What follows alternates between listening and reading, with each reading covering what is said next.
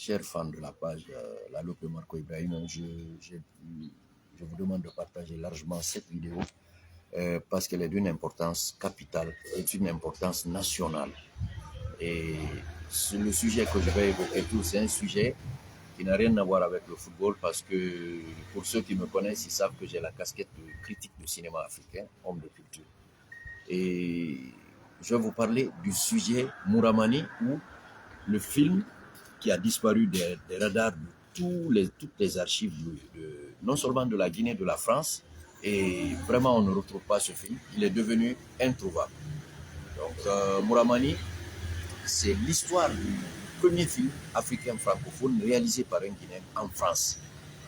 Mouramani, c'est l'histoire surtout d'un orphelin qui se fait aider par un chiot, et ce chiot-là le prévenait des méchancetés de sa marâtre.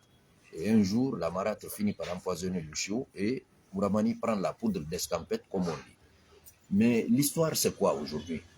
Je fais cette vidéo pas pour vous dire que le film a existé ou n'a pas existé, mais la polémique qu'il y a autour de l'existence de ce film est vraiment de taille.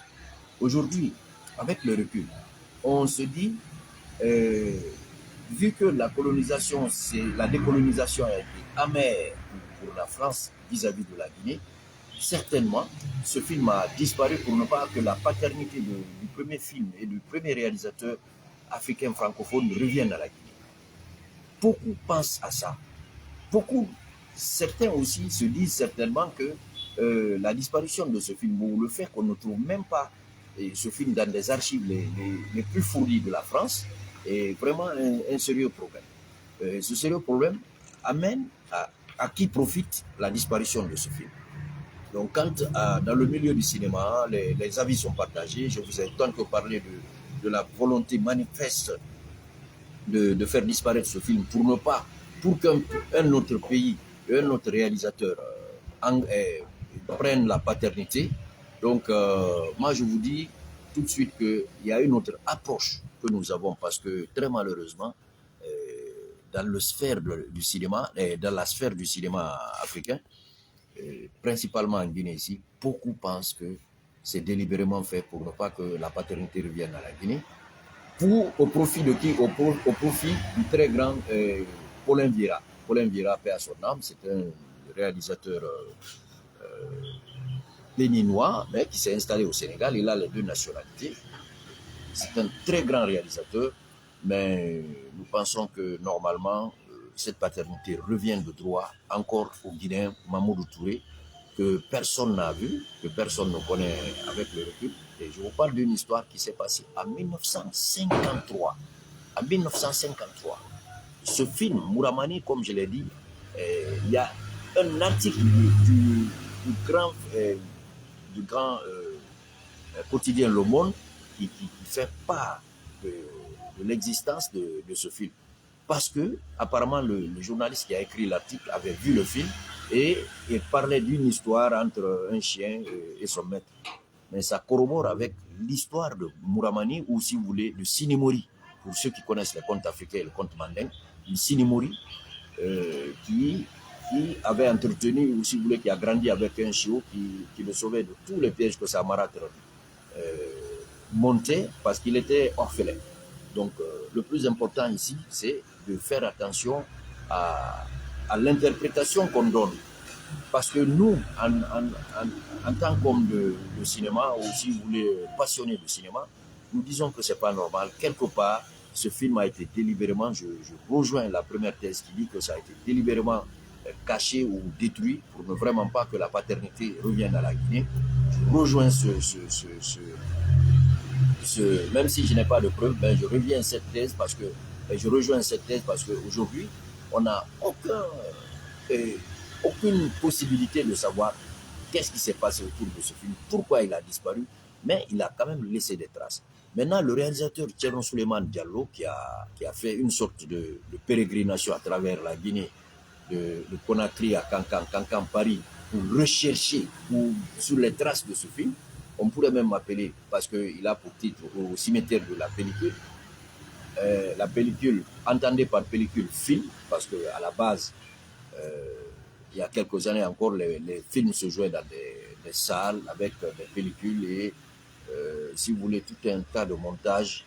Et on diffusait les films dans des grandes salles où les gens venaient se côtoyer, et échanger et créer une sorte de convivialité autour de tout ça. Maintenant, le plus important aujourd'hui, je l'ai déjà dit, je le répète, je martèle là-dessus, c'est pourquoi ce film a disparu. Et on a vraiment, je crois que ça devrait être un débat national pour la simple raison que c'est un élément de souveraineté également, c'est un élément qui nous donne une paternité qu'on a voulu délibérément, à mon avis, nous enlever. Mais vu que le film a existé, le Monde en a parlé. Quand je parle du Monde, c'est le journal français qui en a parlé au début des années 50, déjà en 55. C'est un article sur Google quand vous venez, par la baraka, disons, la diligence de Thierno Souleymane Diallo, nous avons pu savoir approximativement ce qu'il y en est. Parce que cette trace de l'article du Monde est vraiment fondamentale pour encore asseoir notre conviction que délibérément, ce film a été peut-être retiré des archives, des archives de la France, des archives où on peut retrouver tous les films francophones, alors que ce film a été réalisé en France par un noir et avec des acteurs noirs pour la première fois en 1953. Et ça, c'est l'œuvre d'un Guinéen. Aujourd'hui, nous, notre combat personnel, c'est un travail de mémoire, un travail de, si vous voulez, de collecte de mémoire, de conservation et de diffusion. Et il faut commencer par la base, et je rejoins Thierno Souleymane Diallo qui dit qu'il ne faut pas, et il a été quelqu'un qui a été, si vous voulez, formé en Guinée, qui fait du cinéma, mais même si il doit aller ailleurs, il faut vraiment faire un remake vers le passé. Et le passé, comme je l'ai toujours dit, le passé n'est pas un œuf cassé. On se réfère ou s'inspire du passé pour aller de l'avant. Et donc, ce matin, je prends la parole pour lancer ce débat. Et il va continuer. Nous allons, nous tous, avoir notre partition, notre rôle à jouer pour vraiment que cette paternité ne disparaisse pas. En tous les cas, dans les mémoires, dans tout ce que nous savons, le premier film africain francophone qui a existé, c'est Mouramani. Le réalisateur, c'est Feu Mamadou Touré. Et la date, c'est 1953, réalisé en tout par un noir guinéen, par des acteurs noirs et en France. Donc ça, c'est une évidence aujourd'hui que personne ne peut contester. Même ceux qui ont pris la responsabilité historique sur eux de retirer ce film et de le faire disparaître savent aujourd'hui qu'ils ont voulu effacer une œuvre historique c'est vrai qu'on ne verra pas l'œuvre certainement, mais il faut au maximum qu'on fasse en sorte qu'on parle de ce film. Partout où un Guinéen peut parler du cinéma, nous exhortons qu'il parle de ce film parce que c'est très important. Ce rôle, on ne devrait pas nous l'enlever. Madame, monsieur, chers fans de la page la Loupe de Marco Ibrahima, je vous remercie ce matin et ça va continuer au Festival national des arts ce soir au Centre culturel français et dans 7 sites culturels de Kaloum. Tout ça pour vraiment servir la culture et aussi servir le sport parce que ce direct-là, nous allons le transporter à Cancan. Le Afia Football Club, dont je suis le secrétaire général, va jouer un match là-bas le 17, c'est-à-dire le dimanche à venir. Inch'Allah, nous vous demandons des prières et puis des encouragements pour que les garçons aillent prendre les 3 points de la victoire. Comme pour dire qu'entre sport et culture, je suis à cheval entre les deux et je peux parler d'un sujet comme de l'autre, vraiment sans gêne aucune. Et je vous remercie. Merci beaucoup.